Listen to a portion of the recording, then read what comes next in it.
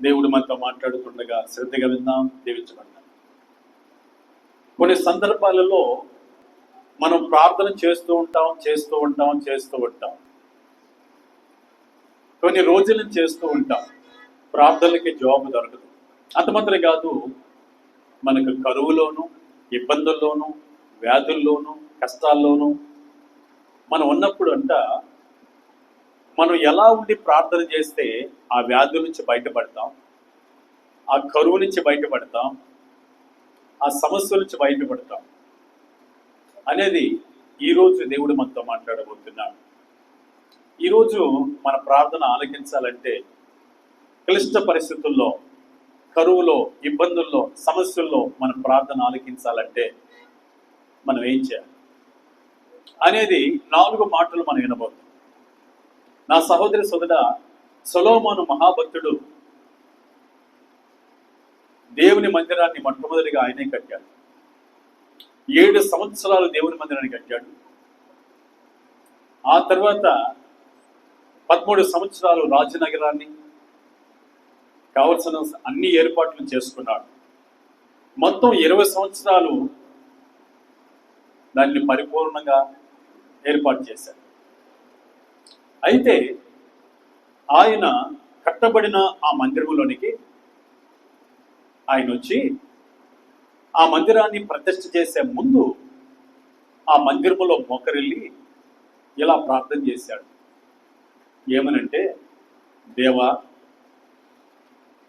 మహాకాశములు పట్టజాలని దేవా, నేను కట్టిన ఈ మందిరంలో నువ్వు నివసించడానికి నీకు ఇది చాలదు. అయితే నీ ప్రజలు కానీ నేను కానీ ఎప్పుడైనా నీ మందిరంలోకి వచ్చి మా కష్టాలలో, మా ఇబ్బందులలో, మా శ్రమలలో, మా శత్రు యొక్క సమూహం యొక్క బాధ స్థితిలో నుంచి, శత్రు యొక్క చేతిలో నుంచి మమ్మల్ని విడిపించడానికి మేము నీ మందిరంలోకి వచ్చి ప్రార్థించినప్పుడు వెంటనే మీ కనుదృష్టి మందిరం మీద ఉంచి మా మీద వచ్చి మా ప్రార్థన మీద ఉంచి మా ప్రార్థనకు జవాబు ఇవ్వాలయ్యా అని ప్రార్థన చేశారు. అది 2వ దినవృత్తాంతాల గ్రంథం 6వ అధ్యాయం మనం చదివితే అక్కడ ప్రార్థన మనం చూస్తాం. ఆ తర్వాత ఆయన దహన బలులను అర్పించి బలిపెట్ట మీద దహన బలను అర్పించిన తర్వాత స్తుతులు పాడేవారిని, కనపరిచేవారిని ఏర్పాటు చేసి మందిరాన్ని ప్రతిష్ఠ చేసిన తర్వాత ఇప్పుడు దేవుడు ఆయనకి ప్రత్యక్షమై అంటున్నాడు, కుమారుడా సొలొమోను, నీ ప్రార్థన నేను ఆలకిస్తా. నా కనుదృష్టి ఈ మందిరం మీద ఉంటుంది. మీరు అర్పించిన బలులు నాకు ఇష్టమై ఉన్నవి. అయితే నేను మీ ప్రార్థన ఆలకించాలంటే, మీ కష్టాలలో, మీ ఇబ్బందులలో, మీ కరువులో, మీ సమస్యల్లో ఆలకించాలంటే మీరు ఏం చేయాలో తెలుసా అంటూ 2వ దినవృత్తాంతాల గ్రంథము 7వ అధ్యాయం 13వ వాక్యాన్ని మనం చదివినట్లయితే మనకు అర్థమవుతుంది.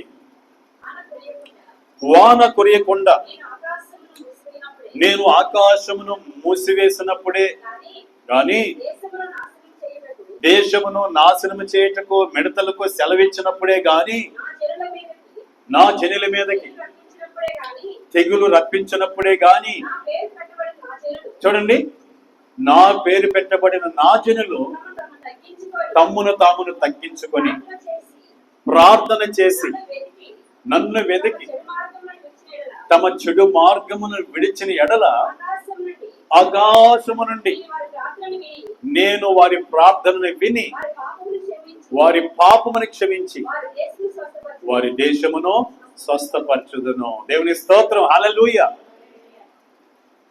ఎప్పుడు ఏ సందర్భాల్లో ఇశ్రాయేలు ప్రజలతోనూ సొలొమోను రాజుతోనూ దేవుడు మాట్లాడుతున్నాడంటే, ఓకే, నువ్వు మందిరం కట్టావు, మందిరంలో మోకరిల్లి ప్రార్థన చేశావు, నీ ప్రార్థన ఆలకించాలని చెప్పావు, నీ ప్రజలు బాధల్లో కష్టాలు ఉండి ప్రార్థించినప్పుడు నీ ప్రార్థన, వారి ప్రార్థన ఆలకించమని చెప్పావు. కరెక్టే, నేను ఆలకిస్తా. అయితే మీరు నా మాట వినకపోగా, నా చిత్తం నెరవేర్చకపోగా నేనేం చేస్తానో తెలుసా అంటూ 13వ వచనంలో ఏమన్నాడు తెలుసా? ఆయన వాన కురియకుండా నేను ఆకాశమును మూసివేసినప్పుడే గాని దేశమును నాశనము చేయుటకు మిడతలను పంపినప్పుడే గాని నా జనుల మీదకి తెగులు రప్పించినప్పుడే గాని. ఇక్కడ 3 విషయాలు చెప్తున్నాడు ఆయన. నెంబర్ 1 ఏం చెప్తున్నాడు? వాన కురియకుండా ఆకాశమును మూసివేసినప్పుడు, అంటే మీకు వర్షాలు రానప్పుడు, పంటలు పడినప్పుడు ఆ టైంలో మీరు నాకు ప్రార్థన చేయాలి. రెండవది ఏం చెప్తున్నాడు ఆయన? దేశమును నాశనం చేయడానికి, మీరు వేసుకున్న పంటను పాడు చేయడానికి మిడతలు నేను పంపించినప్పుడు మీరు ప్రార్థన చేయాలి. మూడవదిగా చెప్తున్నాడు, మీ మీదకి తెగులు అంటే జబ్బులు, వైరస్ పంపించినప్పుడు మీరేం చేయాలి? ప్రార్థన చేయాలి. ఎలా ప్రార్థన చేయాలో తెలుసా అంటూ 4 విషయాల కింద చెప్తున్నాడు 14వ వాక్యంలో. చూడండి, మీరు నా జనులు, మీరు నా ప్రియ బిడ్డలు, నా ప్రజలు గనుక మీరేం చేయాలో తెలుసా? నా పేరు పెట్టబడిన మీరు తమను తామును తగ్గించుకోవాలి. తగ్గించుకొని ప్రార్థన చేయాలి. ప్రార్థన చేసినప్పుడు వాన కురియకుండా నేను ఆపానే, పంటలు పండకుండా, అప్పుడు వాన కురిపిస్తాను, వర్షాన్ని కురిపిస్తాను. మీ పంటలను మిడతలు తినివేసి మీకు ఆహారం దొరకకుండా చేస్తున్నాయి మిడతలు. ఆ టైంలో నేను ఆ మిడతలు వెళ్ళగొట్టి మీ ప్రార్థన ఆలకించి ఆహారాన్ని సమృద్ధిగా ఉంచుతాను, నాశనం కాకుండా చేస్తాను. ఇక 3వది ఏమన్నాడు ఆయన? మీ మీదకి తెగుళ్ళు వచ్చినప్పుడు, అనగా జబ్బులు వచ్చినప్పుడు, వ్యాధులు వచ్చినప్పుడు, వైరస్ వచ్చినప్పుడు మీరేం చేయాలి? ప్రార్థన చేయాలి. ఎలా చేయాలో తెలుసా? 4 పద్ధతుల్లో. నెంబర్ 1, మీరు నా బిడ్డలు కాబట్టి, నా పేరు పెట్టబడిన క్రైస్తవులు కాబట్టి, దేవుని పిల్లలు కాబట్టి మొట్టమొదటిగా ఏం చేయాలి? తమను తామును తగ్గించుకోవాలి. హల్లెలూయా. నా సహోదరి సోదరా, ఇలాంటి కష్టాల్లో నువ్వు ఉన్నప్పుడు, ఇలాంటి కష్టాల్లో వాన కురియక, పంటలు పండక, సరైన జీతం రాక, సరైన సమృద్ధి లేక, చేతికి అందని పంటను బట్టి బాధపడుతున్న సందర్భాల్లో, వ్యాధులు బాధలున్న సందర్భాల్లో మొట్టమొదటిగా దేవుడు మన ప్రార్థన ఆలకించడానికి ఆయన చెప్తున్న మాట ఏదో తెలుసా? మనల్ని మనం తగ్గించుకోవాలి. ఎక్కడ తగ్గించుకోవాలి? ఎక్కడ తగ్గించుకోవాలి అని అంటే దేవుని సన్నిధిలో తగ్గించుకోవాలి. ప్రైజ్ లా, దేవుని ఎదుట తగ్గించుకోవాలి. ఏమండి, మందిరానికి వచ్చినప్పుడు మనం చాలా తగ్గించుకోవాలి. అందుకే ఆయన అంటాడు ప్రసంగి గ్రంథం 5వ అధ్యాయం 1వ వాక్యంలో, నీవు దేవుని మందిరం పోయినప్పుడు నీ ప్రవర్తన జాగ్రత్తగా ఉంచుకో. నేను ఆకాశం మీద ఉన్నాను, నువ్వు భూమి మీద ఉన్నావు, నీ మాటలు కొద్దిగా ఉంచుకో. నీ మాటల్లో తగ్గింపు ఉండాలి, నీ ప్రవర్తనలో తగ్గింపు ఉండాలి, నీ నడవడిలో తగ్గింపు ఉండాలి, నువ్వు కూర్చునే విషయంలో, నడిచే విషయంలో తగ్గింపు ఉండాలి, నువ్వు చూసే చూపులో తగ్గింపు ఉండాలి. వీటన్నిటిలో తగ్గింపు ఉన్నప్పుడు నీకు వచ్చినయే ఆ శ్రమల నుంచి విడిపించడానికి నీ ప్రార్థన నేను ఆలకిస్తాను. దేవుని స్తోత్రం, హల్లెలూయా. అంత మాత్రం కాదు, దేవుని సన్నిధిలో దేవుని ఎదుట తగ్గించుకోవాలి. చూద్దాం మాటలు. యాకోబు రాసిన పత్రిక 4వ అధ్యాయము 10వ వాక్యాన్ని మనం చదువుకున్నాం. యాకోబు రాసిన పత్రిక 4వ అధ్యాయము 10వ వాక్యాన్ని మనం చదువుకున్నాం. ప్రభు దృష్టికి మిమ్మల్ని మీరు తగ్గించుకొనుడి, అప్పుడు ఆయన మిమ్మల్ని హెచ్చించును. దేవునికి స్తోత్రం. ప్రభు దృష్టికి ఏం చేయాలండి? తగ్గించుకోవాలి. ప్రభు ఎక్కడున్నాడు? 2-3 కూడిన చోట ఆయన మన మధ్యలో ఉన్నాడు. ఆత్మరూపంలో మనం ఆయన దగ్గర ఏం చేయాలి? ఆయన ఎదుట ఏం చేయాలి? ఆయన సన్నిధిలో ఏం చేయాలి? తగ్గించుకోవాలి. ఆయన చెప్పాడు కదా, నీ ప్రార్థన ఆలకించాలంటే నీ కరువు కాలం నుంచి విడిపించాలంటే, నీ తెగులు కాలం నుంచి విడిపించాలంటే, వర్షము లేని కరువు కాలం నుంచి నేను విడిపించాలంటే నీవు నా ఎదుట తగ్గించుకో. నా పేరు పెట్టబడిన నా ప్రజలు మీరు కనుక తగ్గించుకోవాలి. ఎక్కడ తగ్గించుకోవాలి? దైవ సన్నిధిలో తగ్గించుకోవాలి, దేవుని మందిరంలో తగ్గించుకోవాలి, దేవుని ఎదుట తగ్గించుకోవాలి. చాలా మంది జీవితాల్లో వాళ్ళ మాటల్లో కానీ వాళ్ళ ప్రవర్తనలో కానీ ఆ వినయము, ఆ తగ్గింపు కనపడదు. అలా కనపడిన వారి జీవితాలలో దేవుడు వారి ప్రార్థన ఆలకించదు. అంత మాత్రం కాదు, ఎదుటి వారి ఎడల కూడా మనం తగ్గించుకోవాలి. చూడండి, దేవుని ఎదుట తగ్గించుకుంటే మనం ఏం చేయబడతామంట? యాకోబు 4:10 ప్రకారం హెచ్చించబడతాం. దేవుని ఎదుట తగ్గించుకున్నప్పుడు హెచ్చించబడతాం. నువ్వు వచ్చావా, మోకరిల్లి ప్రార్థన చేయి, అది నీకు తగ్గింపు. అసలు నువ్వు మోకరిల్లుతావా దైవ సన్నిధిలో? సొలొమోను మహారాజే ఏం చేశాడు దైవ సన్నిధిలో? ఏం చేశాడండి దేవుని మందిరంలో? నువ్వు మోకరిల్లు చేసావా? నీకు తగ్గింపు ఉంది అసలు? చూడండి ఒకసారి 2వ దినవృత్తాంతాల గ్రంథంలోకి వద్దాం. ఎలా ఆయన తగ్గించుకొని మోకరిల్లి ప్రార్థన చేస్తున్నాడో మనం చదవడానికి మనం ప్రయత్నం చేద్దాం. చూడండి ఆ మాటలు ఎలా ప్రార్థన చేస్తున్నాడో. 2వ దినవృత్తాంతాల గ్రంథం 6వ అధ్యాయం 13వ వాక్యం చదువుకున్నాం. తాను చేయించిన 5 మూరల పొడవును, 5 మూరల వెడల్పును, 3 మూరల ఎత్తుగల ఇత్తడి చప్పరమును ముంగిట ఆవరణమునందుంచి దాని మీద నిలిచి ఉండి, చూడండి, సమాజముగా కూడి ఉన్న ఇశ్రాయేలు అందరి ఎదుట మోకాళ్ళుని చేతులు ఆకాశం వైపు చాపి సొలొమోను ఇట్లని ప్రార్థన చేశాను. ఏమంటే సొలొమోను కంటే నువ్వు గొప్పవాడివా? సొలొమోను కంటే గొప్పదాని నువ్వు? దేవుని మందిరంలో ఎలా చేస్తున్నాడు? ప్రజలందరి ఎదుట ఒక రాజు, విశిష్టమైన జ్ఞానం కలిగిన రాజు, సమృద్ధి కలిగిన రాజు, రాజులందరికంటే మహాధనము కలిగిన రాజు, సంపద కలిగిన రాజు ఎలా చేస్తున్నాడు ప్రార్థన? ఆకాశం వైపు, దేవుని వైపు చేతులెత్తి మోకాళ్ళుని ప్రార్థన చేస్తాం. ఈ తగ్గింపు నీకుందా? తగ్గింపు మందిరంలోకి వచ్చిన వెంటనే నువ్వు మోకాళ్ళు వేస్తే ప్రార్థన చేసే అనుభవం నీకుందా? ఇలాంటి తగ్గింపు లేనప్పుడు దేవుడు నీ ప్రార్థన ఆలకించడు, నువ్వు హెచ్చించబడలేవు. ఏమన్నాడు ఆయన?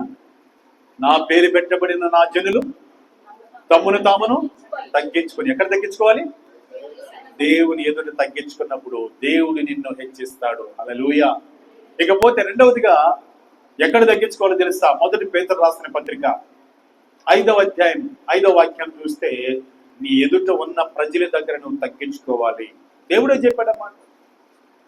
నువ్వు తగ్గించుకో. నీకు ఎంత జ్ఞానం ఉన్నా, ఎంత బలం ఉన్నా, ఎంత ఈ లోక సంబంధమైన సమృద్ధి ఉన్నా నీవు తగ్గించుకో. 1 పేతురు రాసిన పత్రిక 5వ అధ్యాయం 5వ వాక్యం చదువుతున్నాం. చిన్నలారా మీరు పెద్దలకు లోబడి ఉండి, మీరందరూ ఎదుటి వాని ఎడల దీన మనసుని వస్త్రమును ధరించుకొని మిమ్మను అలంకరించుకోండి. ఏం చేయాలంటే ఎదుటి వాని ఎడల దీన మనసుని వస్త్రమును ధరించుకొని అలంకరించుకోవాలి. ఏ వస్త్రం ధరించుకోవాలి మనం? దీన మనసు. ఈ లోక సంబంధమైన వస్త్రం కాదు. దీన మనసు అనే వస్త్రాన్ని ధరించుకొని ఎదుటి వారి దగ్గర తగ్గించుకున్నట్టయితే, కింద కంటిన్యూ చేస్తే అక్కడ రాయబడి ఉంది, దేవుడు అహంకారులు ఎదిరించి దీనులకు కృప అనుగ్రహించును. దేవునికి స్తోత్రం. ఎందుకు తగ్గించుకోవాలి? ఎందుకు తగ్గించుకోవాలి? వాక్యం ఏం చెప్తుంది? వాక్యం చూడండి. దేవుని కృప పొందడానికి, అనగా హెచ్చించబడ్డానికి, అనగా మన ప్రార్థన జవాబు దొరికి, మన స్థాయి, మన స్థితి మారి మనం హెచ్చించబడ్డానికి. నువ్వెప్పుడు తగ్గించుకుంటున్నావో యేసు ప్రభు నీలో అందరూ కనపడతాడు. యేసయ్యని నీలో నుంచి అందరూ చూస్తారు, యేసయ్యని వెంబడిస్తారు. నువ్వు గర్వంగా ప్రవర్తిస్తుంటే నీ ప్రార్థన ఆలకించడు దేవుడు. అంత మాత్రం కదా, నీలో యేసయ్యని చూడరు, యేసయ్యని నమ్మలేరు, యేసయ్యని రక్షణ పొందలేరు, యేసయ్య రక్షణ పొందలేరు. కనుక నెంబర్ 1, మన ప్రార్థన దేవుడు ఆలకించడానికి ఆనాడు ఇశ్రాయేలు ప్రజలతో సొలొమోను రాజుతో చెప్తున్నాడు. మన ప్రార్థన ఆలకించడానికి ఈరోజు మనతో కూడా చెప్తున్నాడు. నెంబర్ 1, తగ్గించుకోవాలి. దేవుని మందిరానికి వచ్చే నీవు తగ్గింపు ఉండాలి. ఇదిగో ఇద్దరు వ్యక్తులు దేవుని మందిరానికి వెళ్ళారు ప్రార్థన చేయడానికి. యేసు ప్రభు చెప్పిన ఉపమానంలో తామే నీతిమంతులమని చెప్పుకున్నట్లుగా ఏమండి గొప్పతనం చెప్పుకోకుండా ఉన్నట్టుకు ఈ ఉపమానం ప్రభుని యేసుక్రీస్తు చెప్పాడు. ఒకడు పరిసయ్యుడు, మరొకరు సుంకరి. ఇద్దరు మందిరానికి వెళ్ళారు, ప్రార్థన చేస్తున్నారు. మొట్టమొదటిగా ఎవరు ప్రార్థన చేస్తున్నారు? పరిసయ్యుడు చేస్తున్నాడు. ఏమని చేస్తున్నాడంటే, దేవా సూర్యులైనను అన్యాయస్తులైనను అన్యాయస్తుని కానికుండా నన్ను బాగా దీవించావు, ఇతర మనుషులే కాకుండా మంచిగా ఉంచావు, ఈ సుంకర వలనైనను నన్ను ఉండనీయకుండా చేశావు, వారానికి 2 మార్లు ఉపవాసం ఉంటున్నాను, నా సంపాదన అంతట్లో దశంభాగం ఇస్తున్నాను అని తగ్గించుకోకుండా గర్విస్తూ ప్రార్థన చేశాడు. అది యేసయ్య చూస్తా ఉన్నాడు. వెంటనే రెండో వ్యక్తి ఎలా చేస్తున్నాడు ప్రార్థన? అక్కడ సుంకర్ అనే వ్యక్తి ఉన్నాడు. ఆ సుంకర్ కూడా ప్రార్థన చేస్తున్నాడు. ఏమని చేస్తున్నాడు? ఆకాశం వైపే కన్నులెత్తుటకైనను ధైర్యము చాలక దూరంగా నిలుచుకొని రొమ్ము కొట్టుకొనొచ్చు. దేవా పాపినైన నన్ను కరుణించమని పలికెను. దేవుని స్తోత్రం, హల్లెలూయా. పాపినైన నన్ను కరుణించమని పలికెను. అప్పుడు వెంటనే యేసు ఏమన్నాడు తెలుసా? అతని కంటే ఇతడు నీతిమంతుడని తీర్చబడి తన ఇంటికి వెళ్ళి పోయినని చెప్పాను. యేసయ్య చెప్పిన ఉపమానం. గర్వించి ప్రార్థన చేస్తే, అతిశయపడి ప్రార్థన చేస్తే తగ్గింపు లేకుండా మన ప్రార్థన ఆలకించడు కానీ తగ్గించబడతాం మనం. అదే తగ్గించుకొని ప్రార్థన చేస్తాం. చెప్పాలి. ఆయన పేరు పెట్టబడిన జనులు తగ్గించుకొని ప్రార్థన చేస్తే హెచ్చించబడతాం, దేవుని కృప పొందుతాం, మన ప్రార్థనకి ప్రతిఫలం వస్తుంది. ఇటు కృప దేవుడు మనకి దయచేయను కాదు. హల్లెలూయా. ప్రార్థన చేయడానికి వచ్చిన మనం నీకున్న ఇబ్బందుల్లో, నీకున్న కష్టాల్లో, నీకున్న వ్యాధి బాధల్లో నువ్వు మొట్టమొదటిగా దైవ సన్నిధిలో తగ్గించుకోవాలి. నీ సహోదరులు ఎదుట తగ్గించుకోవాలి, నీ మనసులో తగ్గించుకోవాలి. నీ జీవితంలో తగ్గింపు కలిగి ఉంటే నీ ప్రార్థన ఈ రోజు ఆలకిస్తాడని ఆయన చెప్తున్నాడు. ఇక రెండవదిగా సొలొమోనుతో చెప్పిన మాట 2వ దినవృత్తాంత గ్రంథం 7వ అధ్యాయం 14వ వాక్యం 2వ లైన్ మనం చదివితే, నన్ను వెతికి ఏం చేయాలి? కరువు వచ్చినప్పుడు, మిడతలో ఆహారాన్ని తినేసేటప్పుడు, వర్షం కురవనప్పుడు, ఇబ్బందులు కష్టాలు వ్యాధులు వచ్చినప్పుడు రెండవదిగా నన్ను మీరు వెతకాలి. హల్లెలూయా. రెండవదిగా ఏం చేయాలి? వెతకాలి. ఎక్కడున్నాడు దేవుడు? వెతకాలి. ఆయన మన ప్రభువైన యేసుక్రీస్తుని వెతకాలి. అనగా అయ్యో నాకు ఇబ్బంది ఉంది, నాకు వ్యాధి ఉంది, నాకు కష్టం ఉంది, నాకు ఆర్థిక సమస్య ఉంది, నేను ఈ రోజు మందిరానికి వెళ్తాను, దేవుణ్ణి వెతుకుతాను అని దేవుని వెతకాలి. ఎక్కడుంటాడు ఆయన? చెప్పాలి. ఎక్కడుంటాడు? 2-3 కూడిన చోట ఆయన ఉంటాడు. నువ్వు ఎత్తుక్కుంటూ ఆయన దగ్గరికి రావాలి. దైవ సన్నిధికి రావడం ఆయన వెతకడం, మోకరెళ్ళి ప్రార్థన చేయడం ఆయన వెతకడం, వాక్యం చదవడం ఆయన వెతకడం, దైవ చిత్తానుసారం నడవడం ఆయన వెతకడం. కనుక ఈ ప్రకారం నువ్వు వెతికితే ఆయన నీకు దొరుకుతాడు. నీ కరువులో నుంచి, నీ వ్యాధిలో నుంచి, నీకున్న అక్కరలో నుంచి నేను విడిపిస్తాను. దేవుని స్తోత్రం, హల్లెలూయా. ఒకసారి చూద్దాం మాటలు. మత్తయి సువార్త 7వ అధ్యాయం 7వ వాక్యంలో ఏం చెప్పాడు చూద్దాం. మత్తయి సువార్త 7వ అధ్యాయము 7వ వాక్యం.